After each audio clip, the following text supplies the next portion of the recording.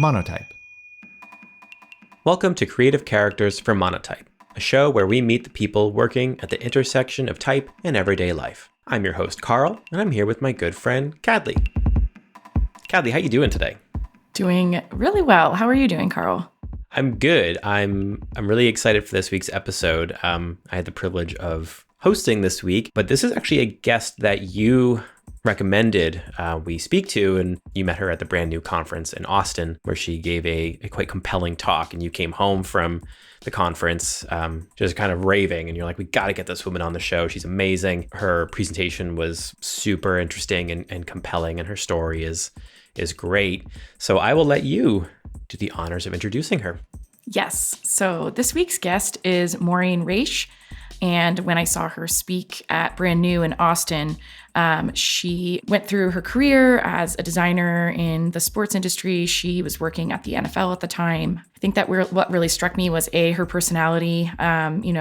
Just a huge personality, commanded the stage, was really fun to listen to, and her approach to design I thought was really interesting because she's like very much an artist and an illustrator first.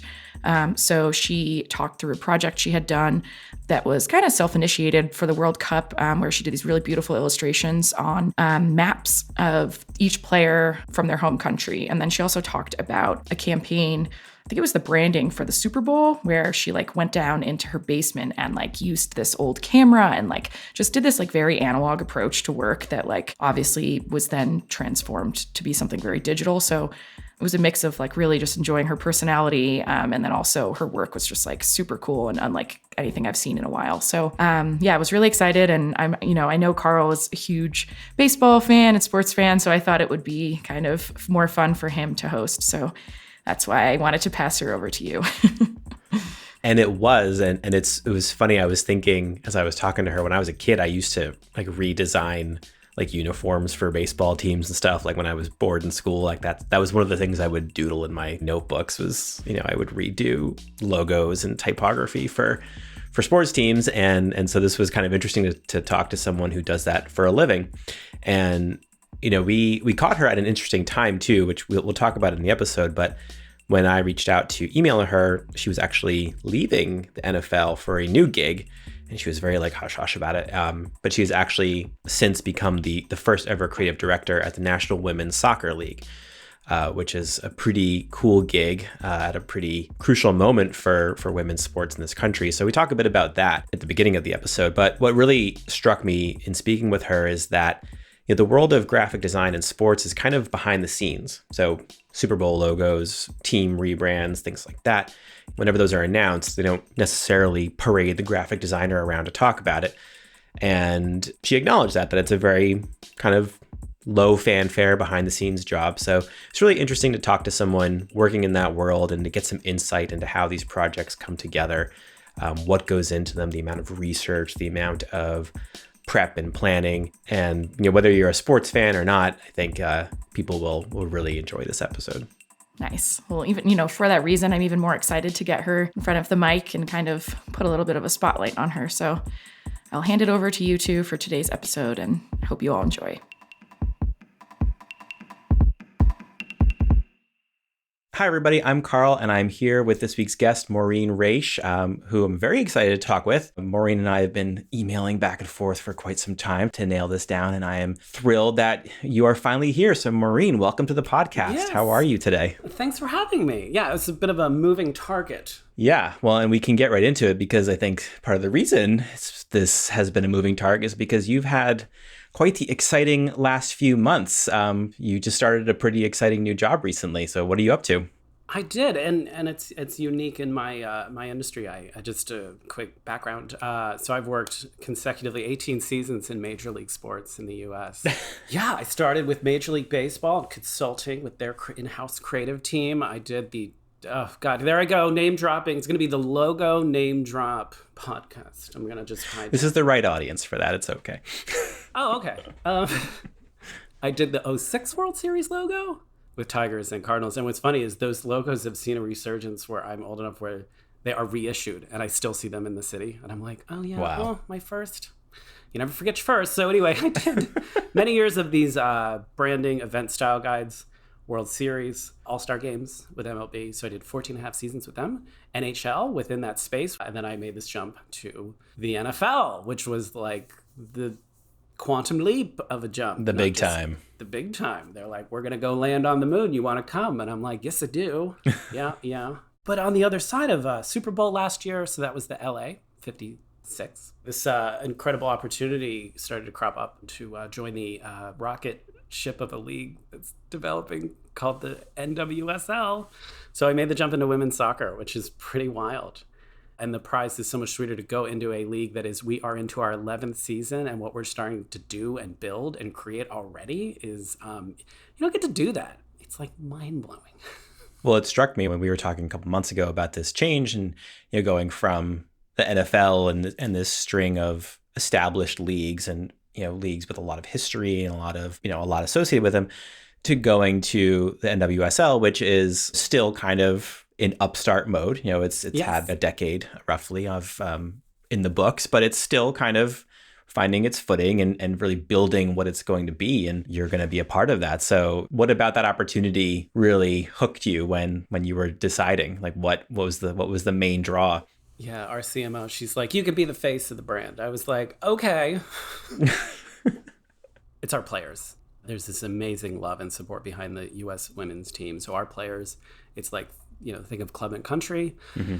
They are so known. Megan Rapinoe and Alex Morgan and Sophia Smith and all these they're national heroes, they're right? Huge. They're huge, And so it's like we have this name recognition there, and this is the league for which they play in at home, and there's a lot of excitement around that.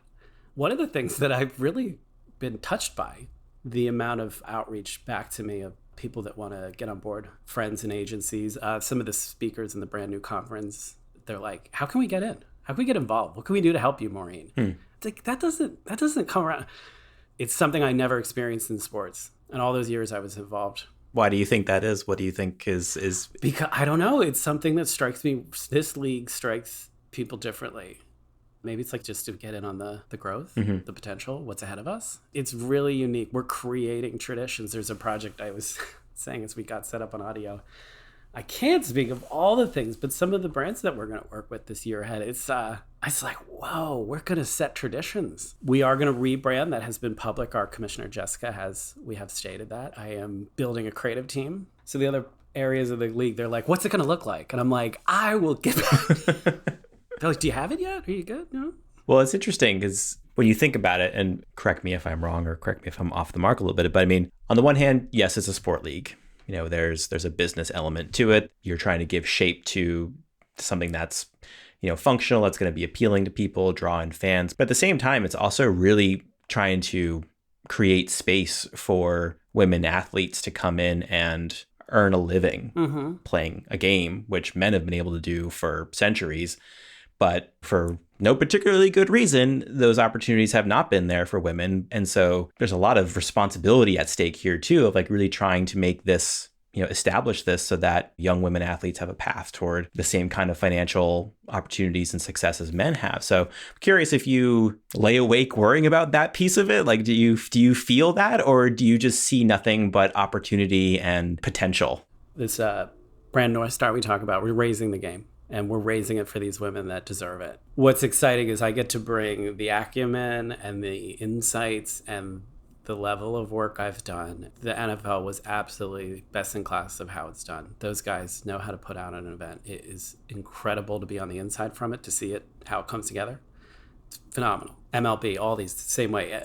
NHL, I thought, also did such a good homage to like the roots of outdoor hockey and telling a story and speaking to a fan base. So I get to go back in all these areas and take the best of that. And I want to bring that to elevate this sport, not make it those sports, but just take aspects and insights and learning. So what does that do? It elevates it. I want the branding and the logos and the typography story and the visuals to reflect the level of sport and the level of talent and game and play and they deserve and is there. Why wouldn't it look as good as those? And now it's time. So it felt like the early conversation was like the beginning of one of those like British war movies where they're like, you're here and the enemy's there. Your job? It was great. And I do want to say too, the jump of creative director has been something I've worked hard towards for years in sport to get into the right position. It's like a new exciting feeling. I wanted to ask you because I was doing research for our conversation today, and I saw that you guys recently announced a partnership of sorts with Adobe. We did. And I was reading about it, and what I thought was interesting was that the intent of the partnership was as much for the players as the league. And it seemed like part of the hope was that you'd be able to help players learn how to better brand and market themselves. Yes. And I found that very interesting. So tell me more about that. Well, Adobe, right. Well, their platform is creativity for all, right? And making that accessible. Yeah, so we just came out of our draft in January, and the thing we talked about is we're creating the experience where these girls have the moment and they're up and coming into the league and they get drafted. And the thing that was talked a lot about is it's this opportunity for them to start building their brand in that moment. And one of the coolest things we had that was a huge hit was our social team. Shout out to them, they're amazing. They came with this idea with a photo booth with 12 phones in each brand color for each team, of all different vintage rotary and like handset and like 90s and 70s phones. And these girls, like, it was such a hit. And yeah, so the idea is Joby equally sees an opportunity there and is partnering with us. The other neat thing is we are looking for 12 artists to represent our 12 clubs to do like an artist residency thing, which is neat. I think it's really an exciting thing. Football to me, it inherently inspires a lot of art, and I think it's a great little fun thing for us. It is the beautiful game, after all. Well, and that's interesting. So thinking about bringing art into it, because you were sort of touching on this a minute ago, but I feel like when you go and you go to the NFL or Major League Baseball or whatever, you're stepping into an environment that has so much heritage that anything you suggest or any idea you have kind of needs to be measured against that heritage. Anything bold or different like has to consider what's come before, and is it too much of a hard turn or whatever. And it feels like you're in a situation where the legacy you're inheriting is one that's not connected to the league. Maybe it's connected to the sport and the success that the U.S. women's national team has had and women's soccer in general. But the league is still so young that you have an opportunity to really shape that identity. So first of all, I'm curious if that's accurate, if I'm reading the situation correctly, but if so, like, how does that feel? Like, how do you kind of approach such a blank slate, I guess? Well, the good thing is, like, they're like, so this idea has not been pitched before. Okay, good. You always have that concern in sports. It was like this, I'm like a Beatles fan. There's this like story that Ringo would like pitch a song in the end of their career and they'd be like, oh, it was great, but they'd be like, oh, Ringo, that song totally already exists. You already wrote, like a whole other band wrote that. Sorry, so you don't want to go in and do a Ringo. Yeah.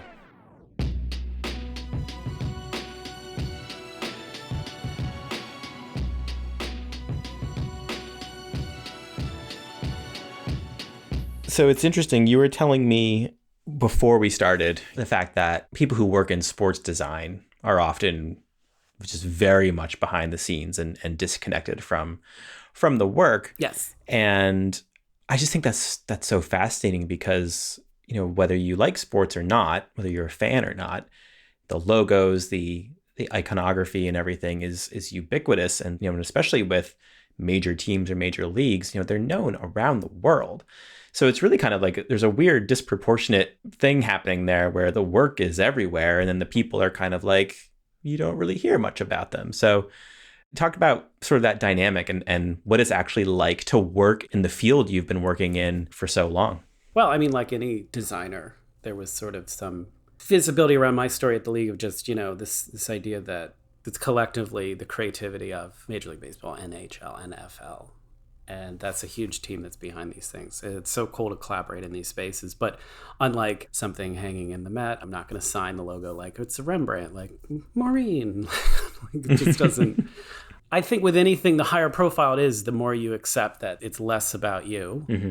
And I'll never forget this feeling with Super Bowl 56. It was a fascinating project because it had started in the pandemic. Mm-hmm. It really was the first pandemic go of how are you going to do a 2-year project as we all suddenly had to evolve and work in a completely different way.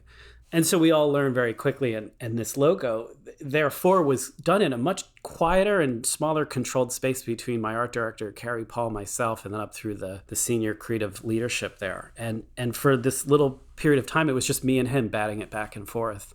And as it evolved, you kind of had this beautiful moment in creativity where you're like, first it's your thing. You're like, oh, this is my baby. Like, but it's much bigger. It's for a whole broader fan base. It represents the NFL and their values and ideals, and the VLT, the Vince Lombardi Trophy. It's this like, near religious object. Yeah. And there was this really neat moment of, this is it. This is the mark. I've made my piece. It is done in the level that we wanted it. But it's not ours, as in the creative team. You kind of will it out to the world. You're like, oh, it's something else. Every now and then in the subway, I'll see something I did years ago. I swear I ran into a Cubs fan and he had the World Series from 2016. And the guy's like, oh, my wife's going to bury me in this hat. Sorry, I messed that up. He's not going to be buried in the hat. He's going to be buried. Where clarification. Sorry. But what's fascinating to me about stories like that is probably very few people want to be buried with their Apple laptop. But a lot of people probably want to be buried in a Green Bay Packers jersey. That is a thing. Or a New York Yankees hat. Like, the brands you're designing for when you are designing for sports teams are so personal to people, to cities, regions. Like, we both grew up in the New York area. I live in Boston now. Like, Boston lives and dies with the Bruins, the Red Sox, the Celtics, the Patriots. And it's a lot of pressure, isn't it? Oh, 1,000%. to get it right, when you make a change, like. Oh, 1,000%. Well, those are like, you're edging into the area of the rebrands, which those are special. Yeah. I just want to throw in that I thought when Derek Jeter bought the Marlins with that ownership team through MLB, the initial brief and ask that came in was actually a 4-part color study. Look at 4 different trajectories of colors to visualize the vibrance and the cultural neighborhoods and different Latin American cultures and backgrounds that make that city what it is. And how could you express those in color? So then we started to go to Cuba. We worked with, he's a very known historian and typographer, Todd Radom. So that's why that striping to this day, we wanted that light blue and red to vibrate, to give that pop, that hit of color, that vibrance. So, always a different story in a different city. It keeps it really interesting. It's just something that I think does keep sports branding fresh, of like, you come to different regions. You're always doing it in 2 ways. I think our creative director said as well with LA. So LA, getting back to Super Bowl 56, you're representing LA to LA. Though we went into a cinematic movie storytelling piece that fit the epic level of a Super Bowl that I understood was well perceived and now we'll market it like a Hollywood blockbuster. Yeah. So now all the visual things are coming in. Now there's parallels between football movies, and even NBC picked up on the concept we started. So there's always something neat to hook onto and story tell, and both hit it on a regional level, and then kind of also they're going to watch the Super Bowl in Germany and their perception of LA in the globe. And that's what people think of. It works, but make it work and do it in a different way. Make it interesting, Yeah. Well, and you bring up a really good point, because when you go into a city like LA or Boston or New York or whatever, and you want to bring something fresh to a local organization, local team, like, yes, there's the visual heritage of whatever the team is or whatever the event is, but there's also something intangible about the city. You put it really well. You need to reflect the city back to the city. The locals will sniff out BS. Like, they'll know, that's not us, so it's a really interesting dynamic of satisfying that local audience, with something like the Super Bowl, making it broadly resonate with people anywhere. There's a certain amount of just feel there, right? And it's probably finding the concept that's got the most. It's that phrase everyone it's got the most legs to expound on, and them legs gonna be walking all over town. I've been catching myself bringing up my kid in these podcasts too much. I don't know. I'm not really that sorry about it, but I do. Yeah, you got to. He's a big baseball fan. And I was thinking about this in the context of, yes, there's the heritage, yes, there's tradition and all of these things. But then there are kids who, they don't have any connection to that. And they have their own tastes and their own expectations. And the Red Sox a couple of years ago put out their City Connect jerseys, and they're bright yellow with baby blue type that's not the traditional Red Sox type, and baby blue hats and with the Red Sox logo in white and blue. And when you first saw them, you're like, whoa, where did that come from? You go to a game, all the kids are wearing them. Yes, that does not surprise. All the kids love them. And he does. He's got the hat and stuff. And I just think, it's fascinating to think about that process of reinterpreting an identity in a completely new way and having it sit alongside the traditional logos and colors and stuff, and giving, a new generation of fans a way to engage. Yeah, you're right. That must be a fun opportunity to just kind of do something completely out of left field. Baseball pun. Oh, yeah. Oh, well, you got an episode to throw lots of sports puns in. Yeah, it's like those garish, like weird jerseys are the thing they'll be nostalgic for in like 25 years. Yep.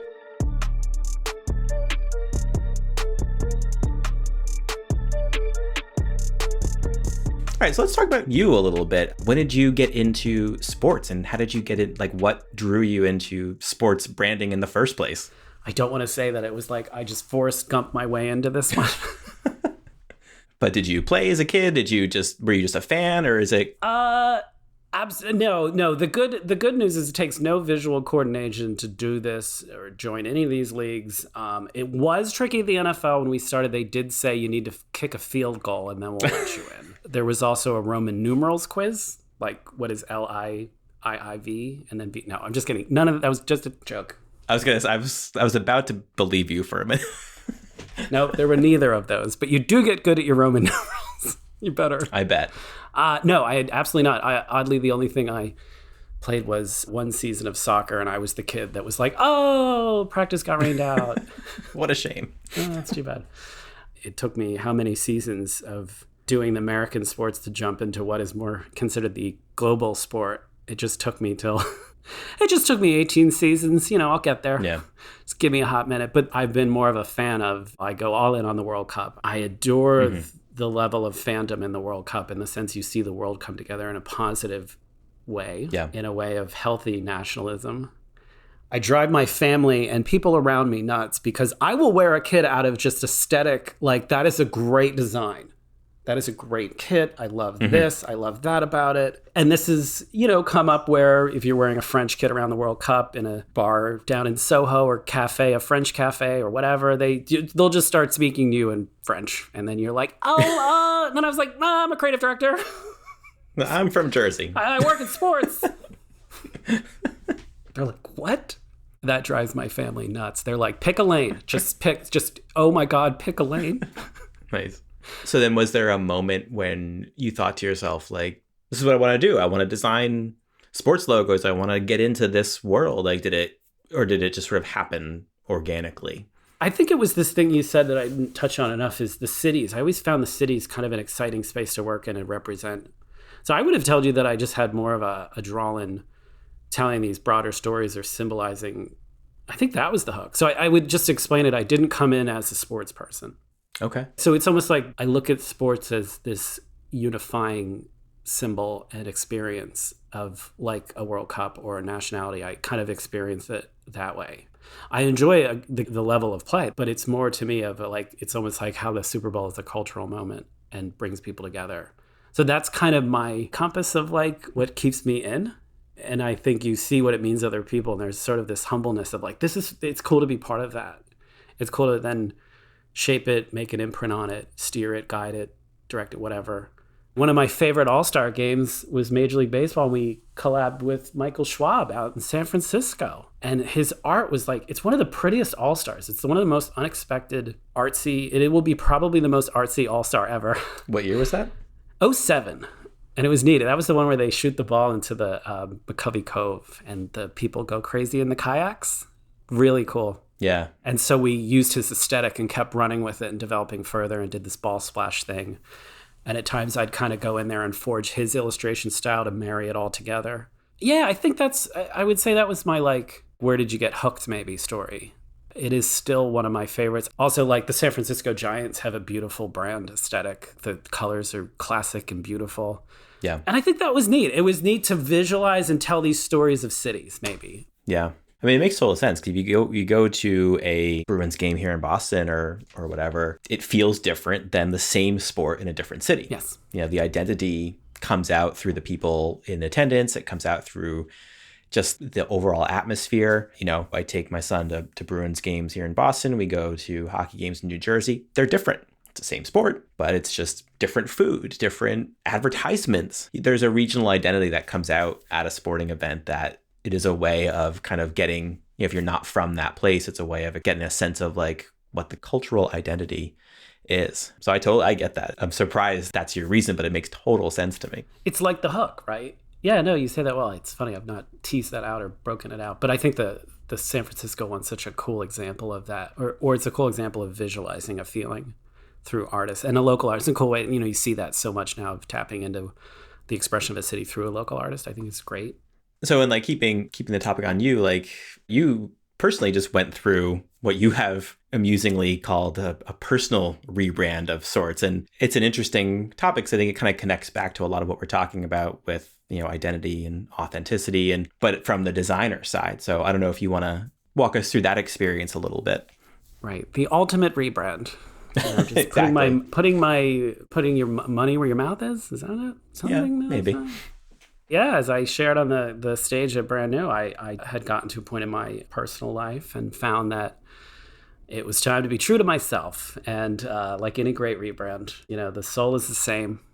And then fate, by way of the global event in 2020, seemingly just coalesced. I swear that was not planned. This was not a veiled midlife crisis. It's just time to reinvent myself. There was a pandemic, but when we come back, let's spice it up, and I'll come back as a totally different person. How's good? We do it?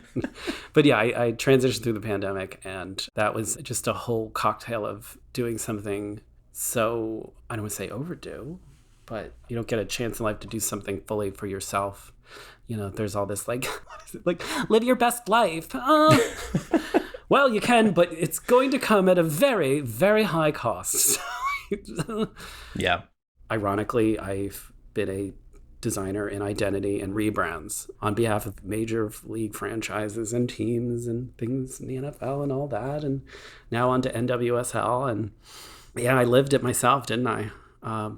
Yeah. Well, it's interesting. We were talking before we recorded, did you want to talk about this subject and how would we talk about it? And, you were pretty public at Brand New and whatnot and sort of talking about your experience. And one of the things we were talking about really ties into this idea of designers being a bit anonymous, right? Behind the scenes, especially in sports branding.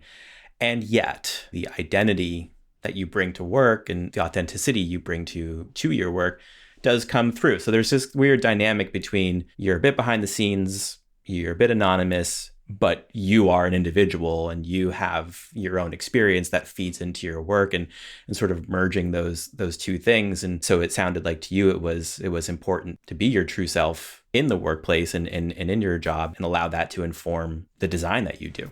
Yeah, uniting of a lot of worlds there. I mean, this is the thing that you do it for yourself. You certainly have to come in with a lot of conviction and you know it through and through. It was a serious endeavor. In some ways I was probably a little naive. I joke like most of 2020 I was like a teenager. This is a new experience. Like, whoa.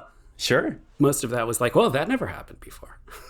Whatever the register of my voice sounds like or my pitch, it's like that's one thing, but sort of I can't speak for all people in transitioning. But really what happens is at the point I'm at now, honestly, it's just showed me so much about society. You talk about a visual, an immediate visual judgment of something of how. And everyone does this. It's just intrinsic of being a human. For those who cannot see me, what I'm trying to get at is it's people don't realize that. They read me for who I am, which is the beauty of it. And it's, to be really honest, it's a point in my life to be on the other side of. It was quite a thing to go through. Yeah. Some people just resign and leave their jobs because they don't want to bring that with them. I attempted to stick a very complicated landing. I generally thought I did. It brought me forward. And then there was a crossroads where I had to decide do I want to live under a rock and act like this never happened? Mm-hmm. And be like, oh, yeah, the other guy, he died. Yeah. Funny story. One of the first times I went to like a resort, it was like up in the Adirondacks or Lake Placid, and it was like this snowy ski lodge thing, and I was like, I didn't have everything done, and I looked completely different, and I had a hotel reservation with a credit card with a different name, and I'm going to show up like this, so let's see how this pans out. And even when those moments happen, people get it, and they're very cool about it. Like, so they just, And I just, again, as a kind of a teenage reaction of just like, yeah, I'm just booking in under this. And my husband, he died, he froze to death out in the snow. So it's actually just me this week and it's going to be great. Thanks for having me. And actually, what was kind of cute is it had the checkout and the bill. It just said Mr. and Mrs. in the end. I was like, we're good. Just cover all the bases, right? Well, because they're looking at the name and then they're like, Sure. well, that doesn't match. So it's a little bit of a messy. Yeah. So it's interesting. It's been incredibly eye-opening.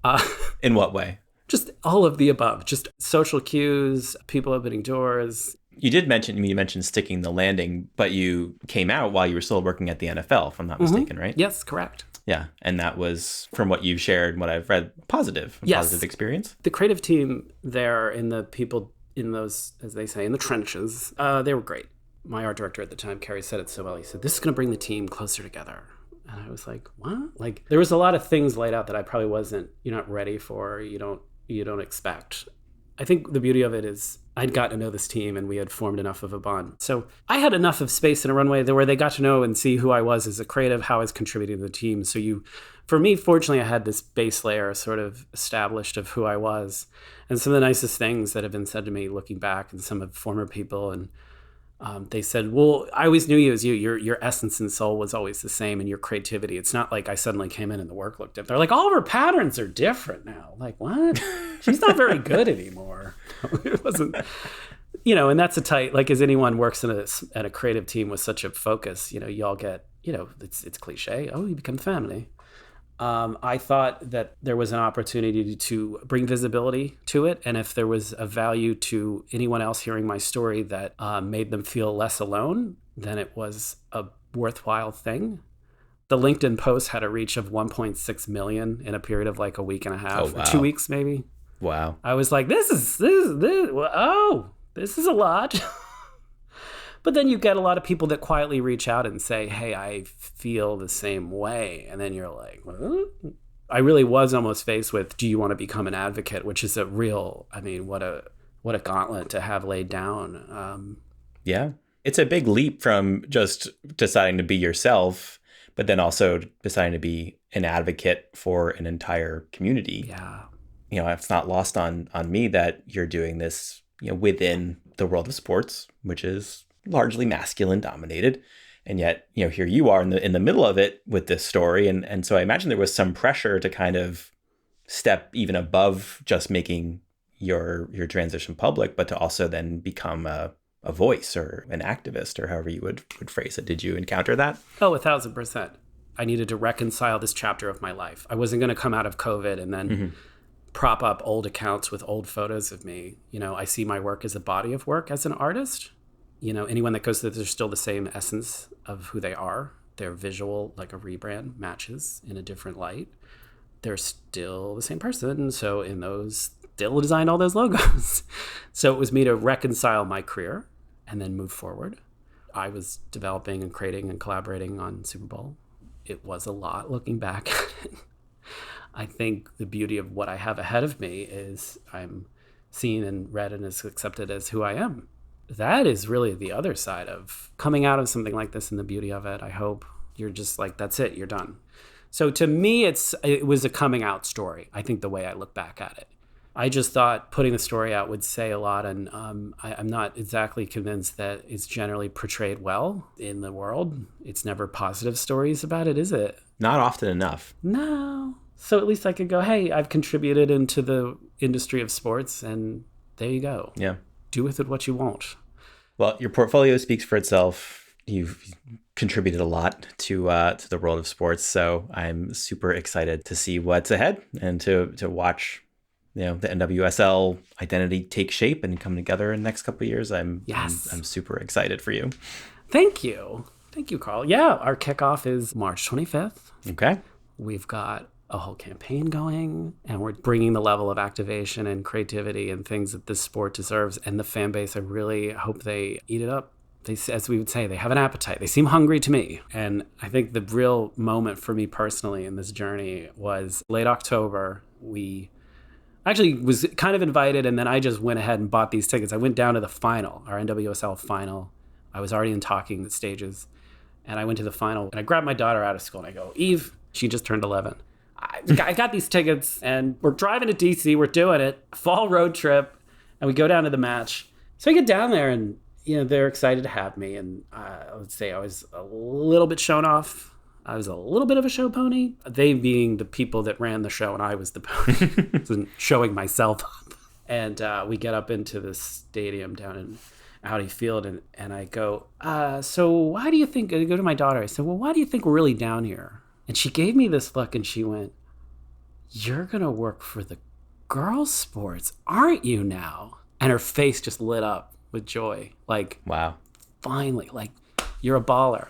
She was that kid at school where, like, the parent, you're the kid with the parent at that place, huh? And, she was excited for me, and she was part of that. But this one struck home. This was like, you're now finally this is the coolest league you've done. And she was a toddler with the Winter Classics, and she remembers those. She was like 5 years old when I did the Marlins rebrand. She bought me this little fish ornament during the rebrand because she remembers me like doing fish. Yeah. So I wanted to say that. I forgot to throw that in terms of just what does this mean and what I think this sport holds in people's heart, and I would say specifically women's hearts and girls playing soccer. And I'm excited. That means a lot to me, even just from the perspective of my daughter and what I'm showing we're going to do in the world and what I want to do for this. So she's like, yes. Well, yeah. I mean, I go to a Red Sox game with my son. He's dreaming of being on the field someday when he's an adult. Young girls should have the exact same experience. They should be able to go to a match, a game, whatever, see, Alex Morgan or whoever out on the field and think, I'm going to do that one day. 1,000%. I'm going to be in the Gatorade commercial. I'm going to have a shoe deal. Like, they should be able to have the same dreams. It's absurd that that's not how things are already. So I think what you're doing is, creating that destination for young, female athletes to think that's going to be me someday. I'm going to be up on the Jumbotron. And I think that's incredible. What an opportunity. It was kind of a neat way to reveal this to her. Actually, the funny thing, she kept figuring out that there were ball girls. My daughter absolutely wants to be the ball girl. I'm like, honey, no promises yet. She's like, can I be the ball girl? It's funny. Maureen, it's been wonderful to have you on the podcast. I've loved getting to talk sports with someone on this design podcast. Oh, good. It's something that I love in my own personal life. So it's been a blast. Thank you so much. Oh, thank you, Carl. Thanks for having me. It's been great. Thanks for listening. You can check out Maureen's work at raischstudios.com. That's RAISCH studios.com. And of course, keep an eye on all the exciting things coming out of the National Women's Soccer League this year. As always, look for a link to our blog post in the show notes of this episode, and check out monotype.com/podcast to read about all of our prior guests. If you've been enjoying our podcast, please go to Apple Podcasts or Spotify to rate and review this episode. And if you really like us, subscribe to the show and share us with your friends. Creative Characters is brought to you by Monotype and is produced by Christopher Olin, Mia Sullivan, and Marie Tabarez. We'll be back with more episodes soon. Take care, everybody.